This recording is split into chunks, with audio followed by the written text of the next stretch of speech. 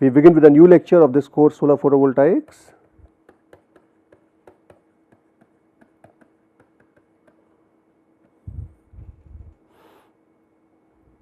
So, what we have discussed in the last class was something on details of organic solar cells.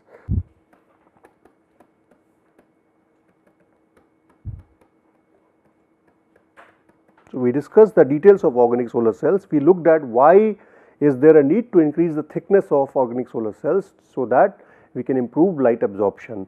This is countered by the fact that exciton have low diffusion length in the organic semiconductors, but we can make innovative designs such as bulk heterojunction, which gives rise to bulk heterojunction, which is a nanoscale mixture of by mixing P and N type materials at nanoscale, so that you bring the interface closer to exciton than to bring the exciton closer to the interface. So, interface, wherever the exciton is formed, it finds a interface in the vicinity, and hence it is able to, and then interface provides an electric field to break it up in the carriers. Another requirement is that the two phases must make a continuous network, interpenetrating network, so that carriers are always able to diffuse to respective electrodes. If they are not able to move to different electrodes, then they will again be lost. As a result, it is important that the network of two phases is continuous at even at nanoscale it must be continuous. So, ideally you would like to have a structure like this. So, let us say you have these two electrodes, this is the ideal structure you would like to have, interpenetrating network. So, this is one phase,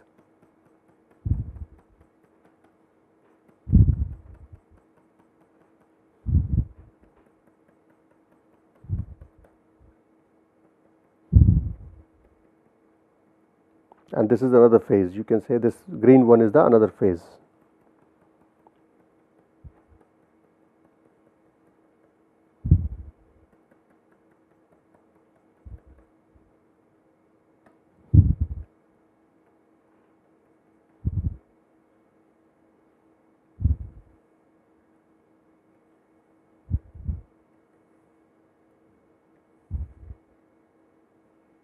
So, you have one phase making a good contact with cathode and another phase making good contact with the anode.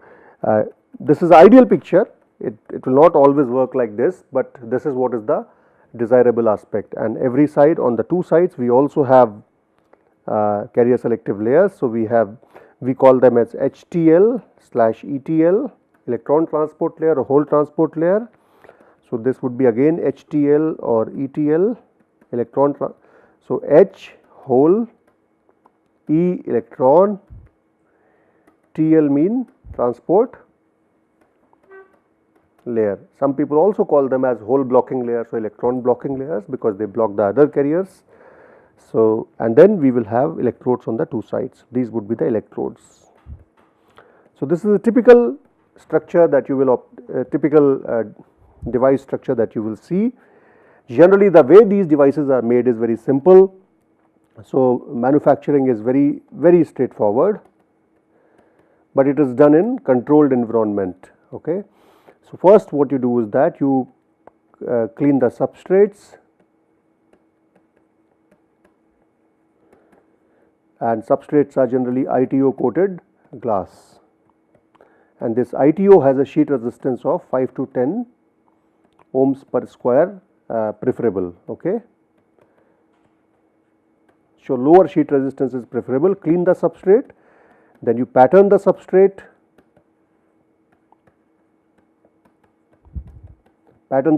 so that the junctions are made at designated places. So, you pattern the substrate for a device, for a given device structure, for a given device. Then we deposit hole transporting layer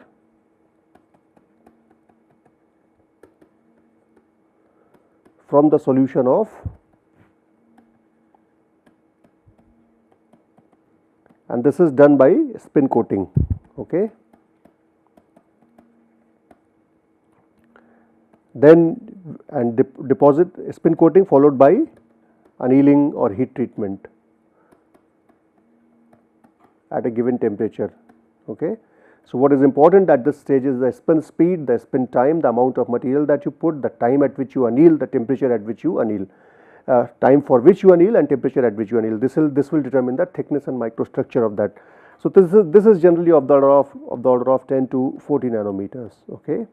That is the idea, depending upon the type of material. Then you deposit the active layer blend, and blend is basically a solution of P and N type materials such as P3HT, polyethylhexyl thiophene, and C60, that is fullerene. We call it as PCBM, PC60BM. Again, you spin coat it at a given spin speed for a given time, followed by heat treatment. This is generally done in controlled ambient such as nitrogen ambient. Okay. And then anneal it at certain temperature for certain time to get a thickness of the order of about 100 nanometers. So, again same method, spin coating followed by annealing. Then we deposit what we call as deposition of electron / hole transporting layer. So, in this case it could be hole / electron transporting layer. So, if it is hole, then you deposit electron, if it is electron, then you deposit the hole, right, and then we deposit what we call as electrode. This layer is often deposited using evaporation, because once you deposit active layer, you do not want to damage it using solvents. So, because solvent can dissolve the active layer, as a result we generally deposit it using a process called as evaporation, and then we evaporate electrode through the shadow mask.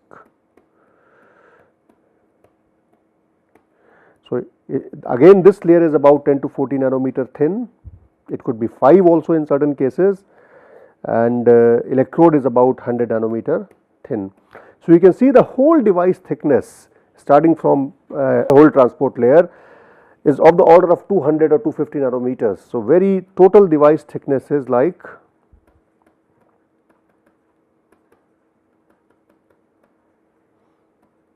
if you also include ITO, it is about 300 nanometer except glass. So, it is a basically nanostructured device. So, as a result, the way you manufacture is very important. That is why you manufacture these in clean environment. If you have a dust particle, if you have any other second phase present here whose size is more than the size of the thickness, then you kill the device. So, it is very important that manufacturing is done in clean environment with controlled humidity, because these polymers are very susceptible to humidity.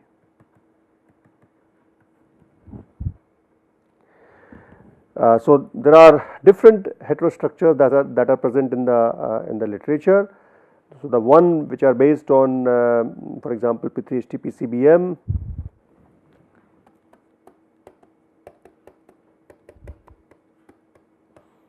PC60BM, they give you efficiency of the order of 4%.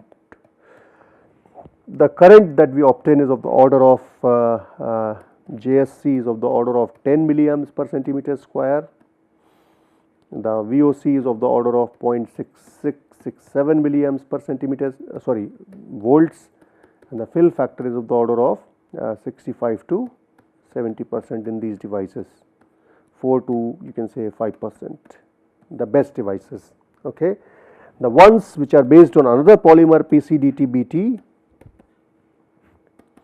and in this case we use PC70BM as a, so this is donor, this is acceptor. These heterojunctions give efficiencies of the order of about 6 to 7% and VOC of the order of nearly 0.9 volt and JSC of the order of 10 to 11 milliamps per centimeter square. We have another material which is recent material PTB7, PTB7 based device, and they are again with PC70BM. This is a donor, this is the acceptor. Here also P3HT is a donor and this is a acceptor. These devices give you efficiencies of the order of nearly they give you 10 to 11%. VOC is of the order of 0.8 volt, 0.81 volt roughly. JSC is of the order of 17 to 19 milliamps per centimeter square. Fill factor is about 70 to 75%. The organic tandem cells where you combine various polymers. So, organic tandem cells, they give you efficiencies of the order of about, so right now we have about 17% obtained.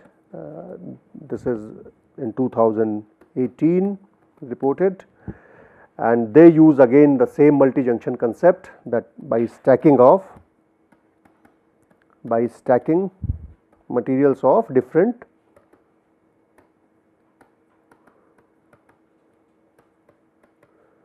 band gaps. Okay. The problems, there are however certain problems with organic solar cells, issues with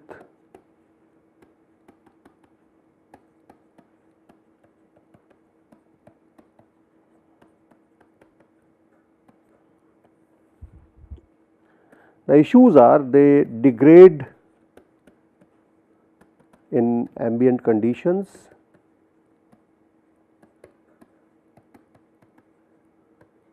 So, efficiency for example degrades from about 4% to nearly 0 in few days for a P3HT PCBM, and sometimes so these degrade very strongly. So, nearly more than 50% reduction in a few days, in fact for certain materials in a few hours under ambient conditions. So, what is important is, and why this happens is that this happens because of reactivity of constituents with oxygen, with moisture, and also photo-induced degradation. There are multiple degradation mechanisms that are present in the literature. There are a lot of reviews available. So, degradation could be chemical, it could be physical, and it could be photo-induced. All these three types of degradations are possible. So, the constituents such as active layer, hole transporting layer as well as electron transporting layer, all the electrodes may chemically degrade upon reaction with oxygen and moisture. They may physically damage, their morphology will change, and the light accelerates the process in many cases. So, these materials are prone to degradation, and that is one of the reasons why they have not made it successful commercially. Why they are not successful commercially, because of this degradation issues. Of course, efficiencies are lower, efficiencies are low at a module level, efficiencies are low at module level, and poor degradation characteristics. So, these two problems have led to unsuccessful commercialization of these technology. However, a lot of efforts are on to improve the degradation characteristics by developing better materials, by making better encapsulants which can prevent the diffusion of moisture and oxygen into the devices. So, work is still on to improve these devices. So, this is still a technology which is pretty much which is extensively being researched, and it is quite promising for future. So, next we will move on to another promising technology which is third generation technology is dye sensitized solar cells.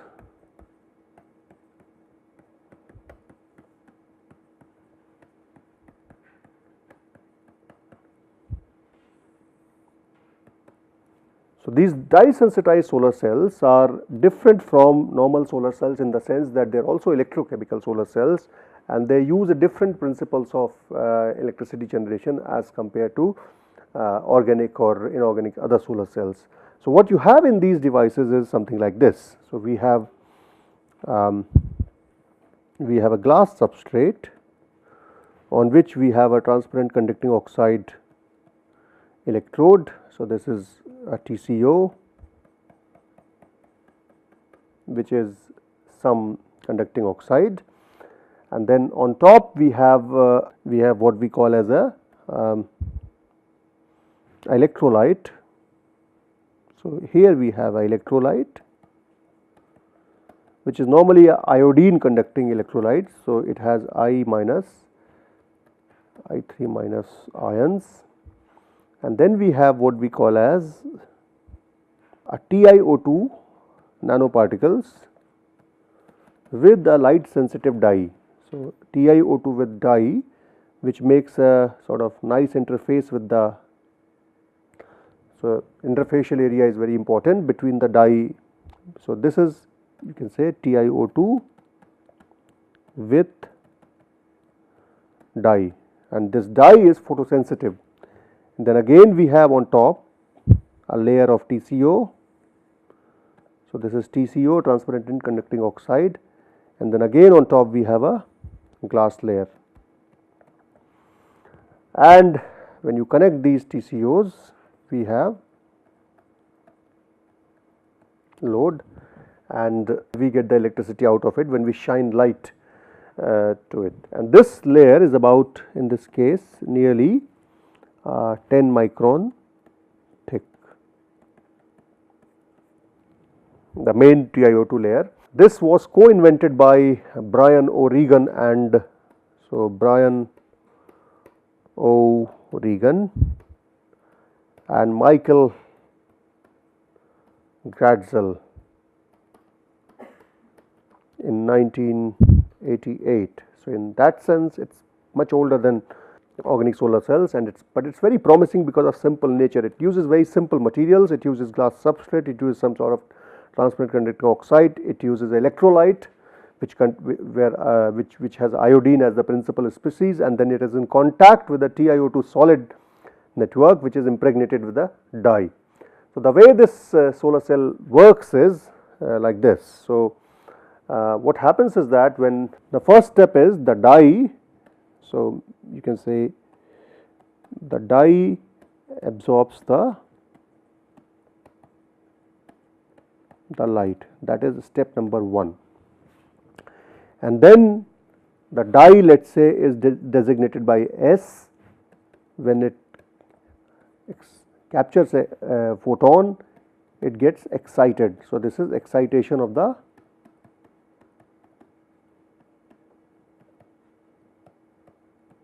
dye. This is number 2.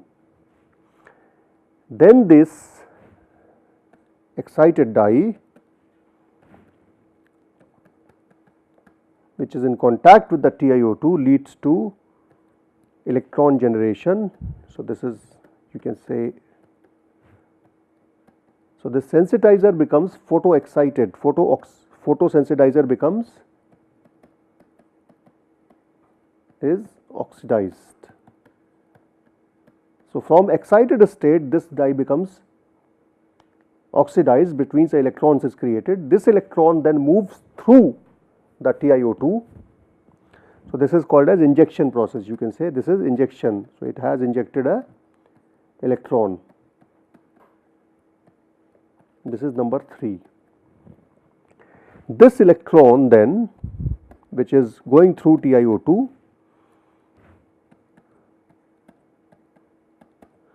goes to the counter electrode, which is CE is the counter electrode. So, TiO2 again goes back to its state.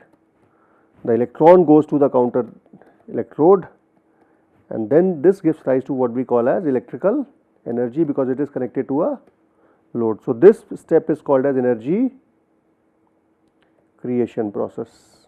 This is number 4. So, this electron then goes, so what happens is that, so you have the light has fallen here, okay, sorry, the light has fallen all over the cell, the dye has gotten excited, the electron goes through TiO2, it goes through TiO2 to TCO, comes through the electrical circuit. So, electron is going like this, comes back to this. Once it comes back through the reverse circuit, then this, so what happens is that this now the dye gets regenerated, because remember dye was in S plus state, so it has to get regenerated. So, this dye gets regenerated by, so this makes, so there are two processes which happen. So, once the electron reaches, first is a recapture of electron, they happen simultaneously, recapture of electron. So, you can say this is 5 and 6, and then we have regeneration of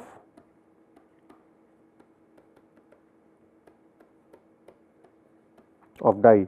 So, this regeneration of dye happens, this S plus reacts with 3 by 2 I minus to give rise to S. So, it comes to normal state I3 minus, this is regeneration, okay. And then this I3 minus half I2 3 minus, this reacts with the electron that has reached back from the circuit from the other side, and this gives rise to 3 by 2 I minus plus what we have is then counter electrode, right, electron it's come from the, so this is electron recapture, basically we do not have to write this. So, this is electron recapture essentially. So, this is what is the overall principle of operation. So, what has happened is, let me now, so first is light absorption by the dye, then we have excitation which results in the electron production. This electron travels through the TiO2 because TiO2 is a n-type conducting material. So, TiO2 is a n-type conduction, right. So, it happens through n-type conduction through TiO2. TiO2 is an n-type conducting material, it is a nanostructured TiO2, nanostructured is needed because it has maximum interfacial area with the dye. So, it is a nanostructured TiO2, we can say this is nanostructured.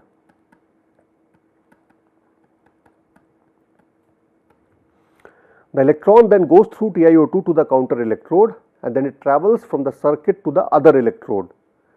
On the other electrode, then this electron gets captured, this leads to formation of this 3 by 2 I minus. This 3 by 2 I minus is basically, it reacts with the iodine I think it is I3 minus 1 minus, yeah.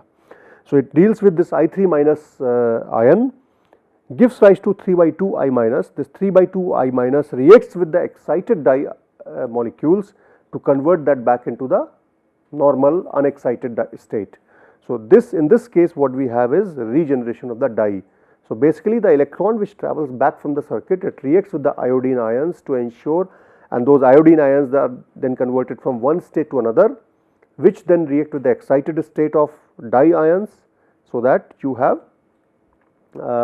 complete process. So, again we have first is the light absorption, second is the excitation to result in electron production, third is the diffusion of electrons to the TCO via TiO2 nanoparticles. These electrons then reach the counter electrode, and then this counter, because you have a circuit which is connected. So, from the counter electrode they travel through the circuit, and then we have a redox reaction. That redox reaction means that you have this, you have to convert the excited dye molecules to the normal dye molecules, which happens via oxidation of iodine ions, and then so oxygen iodine ions, they convert, they absorb the electron to go. So, first they reduce, and then the bigger iodine ion reacts with the excited dye molecule to give you a final state. So, we have redox reaction and then diffusion to the counter electrode, where oxidized redox mediator is reduced to I minus ions. Okay. So, we have these 5, 6, you can say 5 and 6. So, this is 5 and this is 6. So, these 6 steps which complete the process of an electricity generation in dye sensitized solar cell. So, what are the key components in this? So, it is a very simple concept. The key components in the solar cell are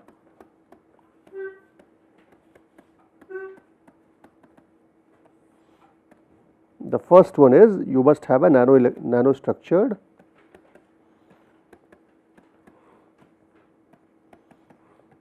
TiO2, which is also called as a photoelectrode, in contact with dye.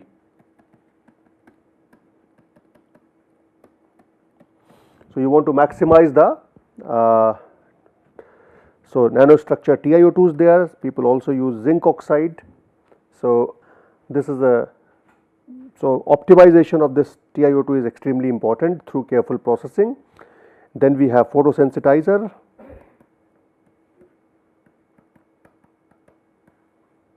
This photosensitizer is normally for example, it could be polypyridyl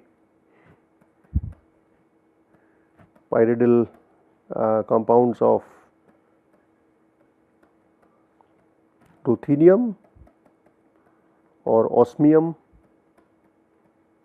So, it is one of these two materials. So, basically the dyes are basically ruthenium based. Okay.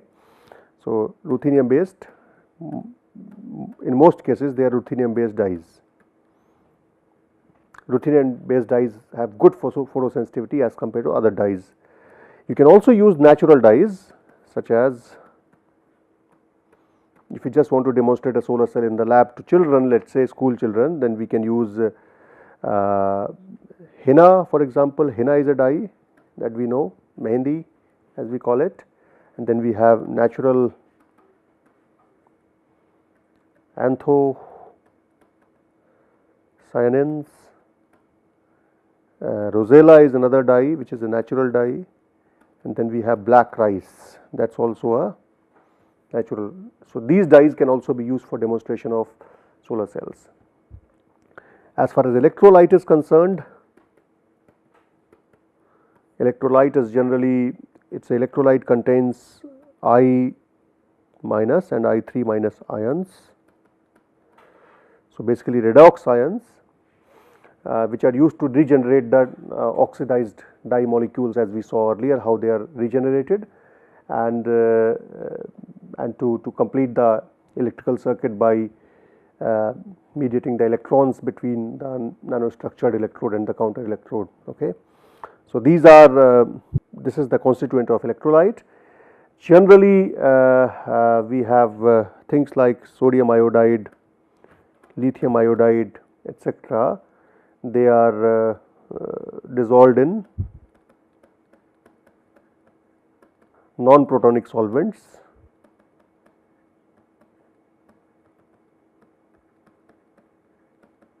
and these solvents are acetonitrile,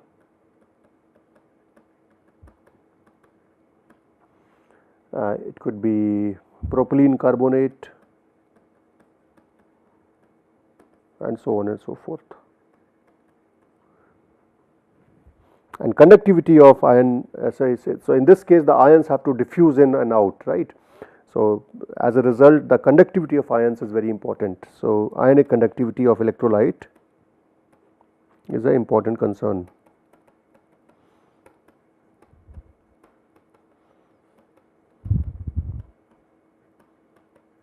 Should be good.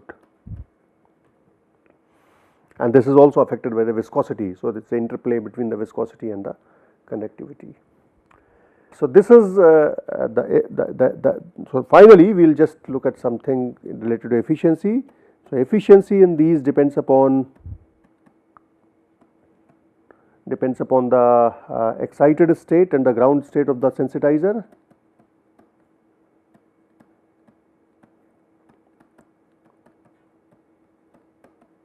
because it depends upon what kind of band gaps it does absorb. So, energy levels within the sensitizer, photosensitizer, that is.